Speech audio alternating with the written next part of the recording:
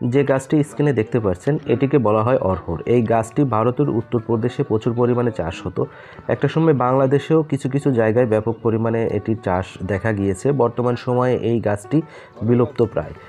এই গাছটি চাষাবাদ খুব একটা চোখেই পড়ে না। তবে এই গাছের যে ফলগুলো আপনারা দেখতে পাচ্ছেন, এই ফলগুলো অনেকটাই বাদামের মতো খেতে। এটি সিদ্ধ করে খাওয়া যায়। আর এই গাছের যে পাতা, এই পাতাগুলোর অনেক ভেষজ গুণ রয়েছে, যেগুলো আমাদের কাশিতে অনেকটাই উপকারে আসে। এছাড়া ডায়াবেটিক্সের জন্য এই গাছের যে পাতার রস, এই রসগুলো অনেকটাই আমাদের জন্য উপকারী। এই গাছগুলোর যে ফুল আপনারা দেখতে পাচ্ছেন, এই ফুলগুলো দেখতে অনেকটাই সিমের যে ফুল, সেই ফুলের মতো দেখতে দেখা যাচ্ছে। তবে এই গাছটা ঝাপালো জাতের গাছ হয়, যার ফলে এই গাছে প্রচুর পরিমাণে ফল এবং ফুল দেখা যায়। এই যে অড়হরের পাতার রস, এই রসগুলো 7 থেকে 8 চামচ একটু গরম করে 1 চামচ মধুর সঙ্গে মিশিয়ে খেলে কাশি ভালো হওয়ার সম্ভাবনা থাকে।